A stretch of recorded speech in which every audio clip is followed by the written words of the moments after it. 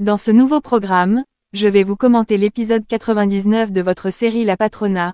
Let's go! Tout commence avec Rodrigo qui dit à Francisca que l'affaire de Max et Valentina a déjà été classée. Pourquoi elle cherche à revenir dessus? Cette dernière lui dit qu'il ne s'agit pas d'un accident. En fait, Max et Valentina roulaient tranquillement sur l'autoroute pour Mexico. Ils s'amusaient avec leur chanson favorite. Puis un camion est surgi de nulle part fonçant tout droit vers. Max a fait de son mieux pour esquiver ce camion. Mais le camionneur avait pour mission de les tuer. Par la suite, Max l'accueille. Irène lui demande gentiment ce qu'il attend d'elle. Lucho lui dit qu'il a besoin de quelque chose, d'ailleurs qui fait partie de sa nature. Irène est curieuse de savoir de quoi il parle. Plus précisément, Lucho lui dit qu'il faut qu'elle mente pour lui. Le visage d'Irène change de couleur après cette demande. De leur côté, Rodrigo demande à Francisca de disposer. Cette dernière lui demande si elle ne la croit pas. Et là, Rodrigo lui dit qu'il ne peut arrêter personne juste parce qu'elle a fait un rêve. Lui il croit aux preuves réelles, aux faits évidents. Francisca lui dit qu'elle a fait une partie de son travail. Il ne lui reste qu'à trouver le camion et le fameux camionneur. Il doit ouvrir à nouveau ce dossier. Rodrigo lui demande pourquoi les gens s'attaqueront aux jeunes de leur état. Francisca lui dit que c'est à cause de leur statut de Suarez, l'un des possesseurs de la mine d'or. Cette fille avait beaucoup d'argent. Et il n'a qu'à demander à la femme la plus puissante de la ville, et il saura qui a tué ces jeunes. C'est le moment de faire son travail. Après tout, il est payé pour ça. Après son départ, Rodrigo appelle González et lui dit de préparer la patrouille et l'équipe d'investigation. Ils doivent aller vérifier quelque chose. D'un ton moqueur, González lui demande si cette femme a réussi à le convaincre. Rodrigo lui dit de faire juste ce qu'il demande. De leur côté, Irène ne comprend pas comment Lucho ose la traiter de menteuse. C'est incroyable. Il prétend qu'elle n'a jamais été honnête envers lui et fait ce qu'il a toujours demandé. Lucho lui demande de se calmer. Il sait qu'elle a toujours été honnête envers lui, mais la question est de savoir si elle l'a toujours été avec ses amis dans le passé, s'agissant de Gabriela Suarez. Irène demande ce que vient faire Gabriela dans tout ça. En plus, elle ne peut pas être honnête avec la femme qui a voulu provoquer la mort de sa sœur.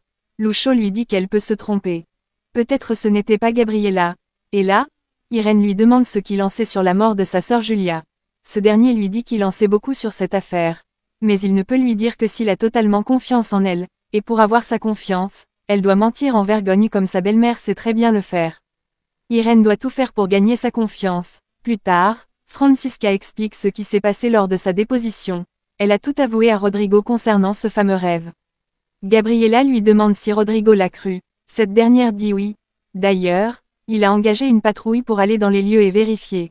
Ensuite, elle demande quand est-ce que Gabriela va tout avouer à David. Il a besoin d'elle. Cette dernière répond qu'elle n'en sait rien maintenant. Car elle a peur d'une chose, le jugement de son fils. De son côté, David se recueille sur la tombe de Max et Valentina.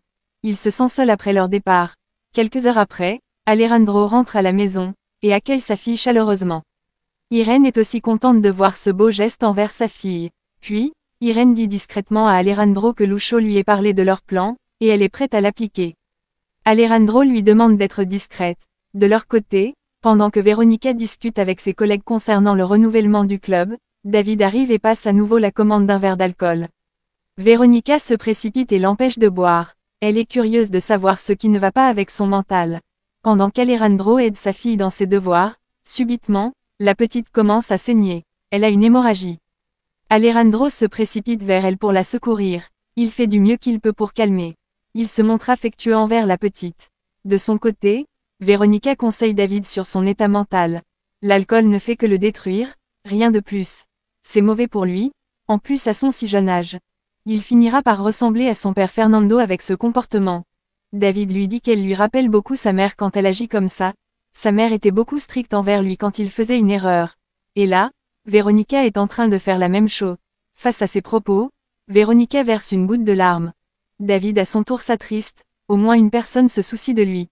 Il a perdu beaucoup de personnes à savoir, sa mère, son grand-père, son père, ensuite Max et Valentina. Maintenant il se sent très seul et brisé de l'intérieur, pendant qu'elle est en face de lui, la regardant comme sa mère Gabriela Suarez. Veronica se rapproche et le serre fort dans ses bras. Elle a mal de voir son fils dans cet état, sans pouvoir rien lui dire. Mais à voix basse, elle dit à David qu'il est le miracle de sa vie. À l'instant, Antonia arrive et les voit ensemble, puis dit à Veronica de ne plus s'approcher des siens, que ça soit la dernière fois qu'elle essaie de se rapprocher de son petit-fils. Quelques heures plus tard, Le camionneur est arrêté et amené de force au poste de police. Ce dernier commence à paniquer, en disant qu'il n'a rien fait. Rodrigo lui dit qu'il ne serait pas en train de paniquer s'il n'avait rien fait, il y a beaucoup de choses dont il cache. Par exemple, quand il avait informé tout le monde sur l'accident de Max et Valentina, il n'a pas tout dit. Et donc, on veut savoir ce qu'il faisait à cette heure précise dans ce camion sur la même route que ces jeunes. Ce dernier reste bouche bée. Il est coincé. Rodrigo veut savoir comment se fait-il que lors de sa déclaration précédente, il dit qu'il était juste passé à cet endroit avec un simple car, et pourtant, lors de l'enquête on voit un grand camion. Chopo se justifie en disant qu'il travaille par là, c'est normal qu'il ait vu l'accident se produire. Rodrigo dément ses propos car, à cet instant précis, il savait bien que les jeunes étaient en train de voyager. Et lui, il était dans un camion qui fonçait tout droit vers eux. En plus, s'il a des doutes, il possède un dossier sur lui indiquant qu'il est un ancien criminel. Du coup, avec toutes ces preuves, ça ne peut qu'être lui le fameux assassin. De son côté, Irène se dirige dans une pièce où se trouve un lieu de prière. Ensuite, elle se rapproche et comme à prier. Elle supplie son Dieu de ne pas lui prendre sa fille. C'est la seule chose qui lui reste dans ce monde. Pourquoi lui enlever cette personne si chère à ses yeux? Qu'est-ce qu'elle a fait de mal?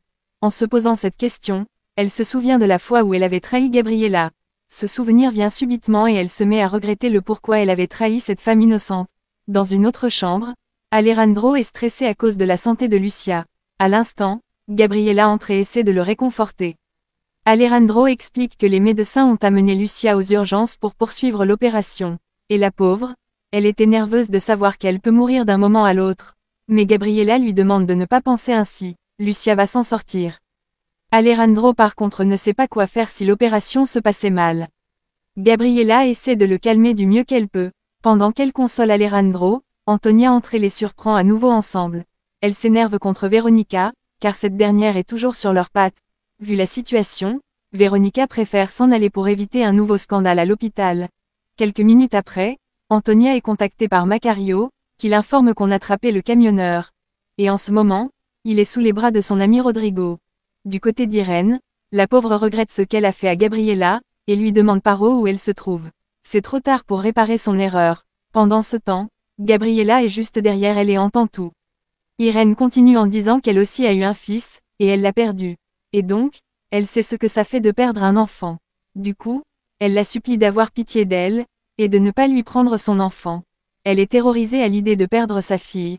Et là, Gabriela se souvient de ce jour où Irène était dans sa prison pour la provoquer, en lui disant des paroles monstrueuses. Le fait d'y penser la rend nerveux. Et c'est la fin de ce programme.